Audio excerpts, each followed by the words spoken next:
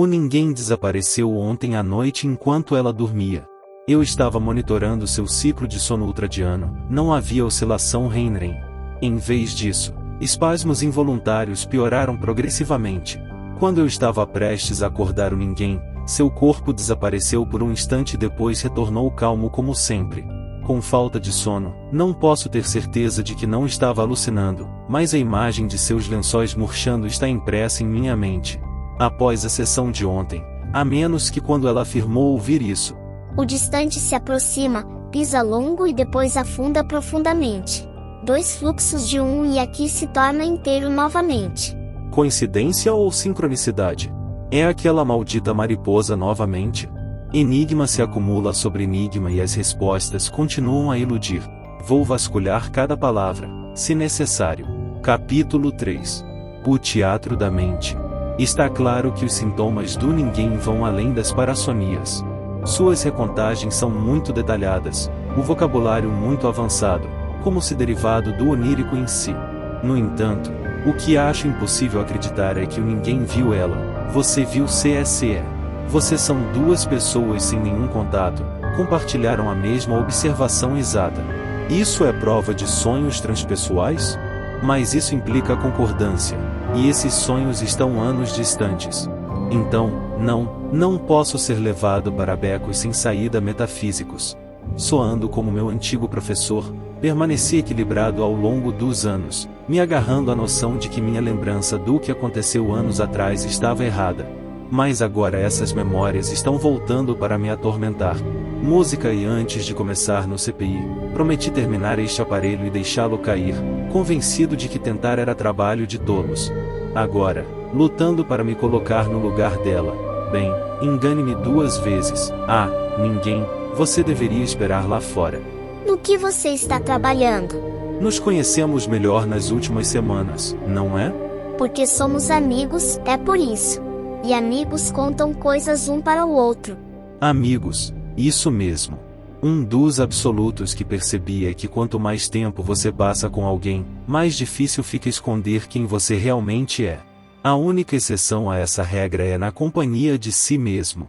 Vamos esconder completamente o que preferimos não enfrentar, como o homem das velas que você mencionou ver na hipnose. Eu não gosto disso. O que? Esconder coisas de mim mesmo? Ninguém gosta disso. É por isso que é importante revelar seu rosto interior, análise de profundidade, nós a chamamos. E então, eu gostaria que você pensasse nesta sessão como um diálogo com sua mente inconsciente. Você está fazendo as perguntas, não eu. Fazendo perguntas a mim mesmo? Eu ajudarei, mas conforme você avança, gostaria que tentasse. Então, este homem das velas, você o viu novamente? Eu vi. E como foi esse encontro? Ele estava muito mais claro. Não só ele, tudo sobre isso, meu pesadelo. Por favor, elabore. Foi pior, mais vívido. Como é? Como se eu estivesse assistindo a um filme do qual também sou a estrela. E quando acordei, foi aqui na clínica que me senti mais como sonho. Palpável. O homem das velas. Não posso falar sobre ele sem o resto. Se esta é uma entrevista comigo mesmo, meu começo, eu quero. Claro, deixe sua imaginação correr, mas não tenha medo de interagir com o sonho. Este é um passo importante em nosso processo. O diálogo une as partes divididas de si mesmo. O espelho. Perdão. Aquele da sua prateleira, se eu devo dizer isso para mim mesmo. Bem, os pacientes não devem ter espelhos, mas aqui está você, minha garota brilhante. Comece como quiser. No escuro, uma mão soltou a minha. Abrindo os olhos, eu estava deitada em concreto quente, olhando para o céu sem sol. E diante de mim estava um cinza infinito, quebrado por linhas amarelas de tinta, todo o caminho até o horizonte. Cinza infinito, quebrado por linhas amarelas de tinta, todo o caminho até o horizonte. Música de pé naquele estacionamento. Houve um silêncio tão silencioso que meu próprio coração era um tambor marchando em comparação. Foi seguido por uma solidão tão solitária que mal podia suportar. Eu tive que me virar. Atrás de mim, fiquei feliz em ver um prédio, um shopping center, tão alto que me senti com metade do meu tamanho normal. Suas portas se abriram e eu corri para elas. Dentro do calçadão, as luzes se acenderam uma a uma, me cumprimentando enquanto os alto-falantes ganhavam vida com música. Fazia séculos que eu não visitava um centro comercial, não sabia por onde começar. Você viu que não precisava encontrar uma saída imediatamente. Senti que estava em boas mãos. Mas muitas lojas estavam fechadas, embora não houvesse portas e nenhum mostruário nas vitrines, ou deve ter havido uma entrada privativa porque eu podia ver sombras além do vidro. Depois de passar por várias lojas assim, fiquei desapontada, mas foi quando a voz do cowboy saiu pelo alto-falante.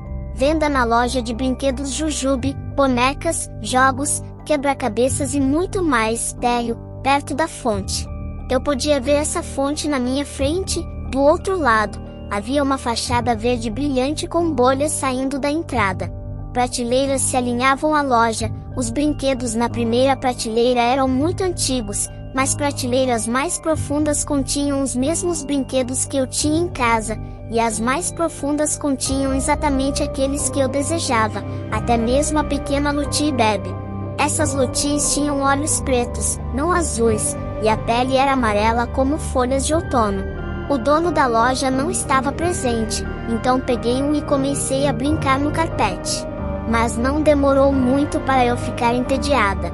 Aquela foi a primeira vez que me senti velha demais para bonecas. A maturidade é natural conforme você se aproxima da adolescência. O cérebro perde o interesse nas coisas que uma vez prendiam a atenção. A ideia de crescer me deixou triste. Como se ia agindo, o vestido da Lutie ficou molhado. A boneca estava fazendo jus ao seu nome, mas o líquido era escuro e espesso. Eu a coloquei no chão para procurar algo mais, mas as escolhas eram quase demasiadas, com prateleiras altas se estendendo profundamente na penumbra da loja imensamente longa. Decidi pela seção de jogos, mas a maioria era para 2 jogadores. De repente, um sussurro cheio de estática disse: "Eu jogarei com você." Pensei que era o vendedor, mas não havia ninguém por perto. Meus olhos se fixaram em um kit de confecção de joias com um colar vermelho na capa. Peguei a caixa e voltei para onde deixei Lutie, só que ela havia desaparecido. A prateleira acima, onde as outras bonecas estavam, também estava completamente vazia. Eu queria fazer as joias, eu realmente queria, mas me senti estranha. Então, coloquei-a no chão e o sistema de som chiou com a voz de uma mulher: "A loja de brinquedos Jujuba está fechando agora." As luzes se apagaram, as bolhas pararam e a última coisa que vi antes de sair foi o conjunto de trens parando abruptamente. A passarela ainda estava vazia, ainda assim, cada passo ecoava pelas paredes e pelo chão, que eram de um branco perolado e tinham padrões como veias. Cheguei a 3 conjuntos de escadas, lado a lado, levando ao próximo andar. Escolhi uma e, ao chegar ao topo, vi outra loja aberta, a bijuteria da Mademoiselle. Bijuteria e... você poderia ler isto? Sim, as letras eram bastante grandes. Você já conseguiu ler em seus sonhos antes? Não tenho certeza. Não é uma pergunta que eu faria a mim mesma, embora, Otto. Peço desculpas. A vitrine no centro da sala me atraiu, cheia de colares de ouro e prata. Pendurado no meio estava um encantador pingente vermelho. E antes que você pergunte, sim, era exatamente como na caixa da loja de brinquedos. O alto-falante foi ativado novamente, um presente grátis para todas as meninas de 10 anos ou menos. Sem pedir, coloquei o colar. Brilhando como uma lágrima de rubi, com meu presente, preparei-me para sair, mas alguém deve ter deixado o alto-falante ligado porque ouvi uma discussão. "Não exagere", disse uma primeira voz, seguida por uma segunda, "mas um prêmio não faz mal." Do fundo da loja, um rack de vestidos saiu, todos exatamente do meu tamanho. Fazia séculos que não me deixavam escolher meu próprio vestido. As pessoas da televisão escolhiam por mim. Esses eram muito bonitos, com rendas, laços e costuras, mas era o vestido xadrez que eu usava no dia em que cheguei na clínica. Como meu vestido poderia estar aqui? A vida real raramente se mistura com seus sonhos. Por que agora? Oi. Estou me fazendo perguntas. Bem, A única explicação é que eles podiam ver dentro da minha cabeça. Não tenho certeza se isso é lógico. Deixe-me terminar, por favor. Você verá. De volta à passarela, os portões das lojas começaram a bater. Eu estava preocupada que o shopping estivesse fechando, mas no andar de cima, um conjunto de luzes brilhantes começou a girar. A música parou e o sistema de som chiou com uma voz alegre. É hora do show, clientes. Nosso filme diário começará em breve. Pipoca quente estourando e os assentos aguardam no teatro. O resto do shopping escureceu, tornando as luzes mais atraentes para seguir. O saguão era vermelho do chão ao teto, baldes de pipoca transbordavam no balcão de concessões. Peguei um e corri para empurrar as enormes portas douradas que levavam ao teatro. Assentos de veludo vermelho se estendiam por fileiras e fileiras, cheios de pessoas. Um holofote atingiu o palco, iluminando um órgão, mas não havia organista, apenas cortinas altas balançando com alguma brisa. Eu andei na ponta dos pés pelo corredor e me sentei no centro, alinhada com a tela. A cadeira parecia me abraçar, e o ambiente ficou escuro quando o primeiro pedaço de pipoca atingiu minha língua. Sem anúncios ou introdução, o filme começou. Imagens de árvores em chamas e cascos brancos galopando. Reconheci o filme instantaneamente, pois já o tinha visto centenas de vezes, O Chifre Curativo. Só que as cenas estavam fora de ordem e o unicórnio, seu chifre estava deformado, como um galho de árvore podre. O rosto da princesa maligna também estava errado. Sentindo-me deslocada, olhei em volta. A audiência, percebi, não era de pessoas, mas de manequins. De repente, um cheiro familiar entrou no sonho, oceano. Eu não estava mais sozinha. A luz empoeirada do projetor dificultava a visão, mas a alguns assentos de distância estava o homem das velas. Seus olhos e boca eram buracos negros profundos dentro de uma máscara como um saco de aniagem molhado, afundando até o chão. Sem virar, ele falou. O que ele disse? Era como uma voz rouca debaixo d'água, as palavras mal conseguiam escapar das dobras da pele. Ele as repetiu para mim, o distante se aproxima. Caminhe por muito tempo e então afunde profundamente. Dois fluem de um e aqui está completo novamente. E então, o que mais? Aqui, ele apenas repetiu várias e várias vezes. Deve haver mais. Tente interagir com o sonho. Não havia mais. Pergunte quem ele é. Pergunte o que ele quer. Não funciona assim. Você estava bem ali. Não me diga que você não fez nada. Mais um. Pare, estou começando a duvidar que você viu este homem das velas. Talvez você tenha inventado toda a história. Por favor, pare, minha cabeça. O que você está fazendo com o espelho? Você está tramando algo, mas vamos deixar passar. Eu conheço garotas como você. Você está chateada comigo, não está? Aqui, um comprimido para sua dor de cabeça de mais cedo. Aquilo foi terrível, não foi? Não foi assim que amigos agem. O sono também me escapou. Fiquei preocupado tentando. Por favor, me perdoe. Eu gostaria muito de ouvir o resto.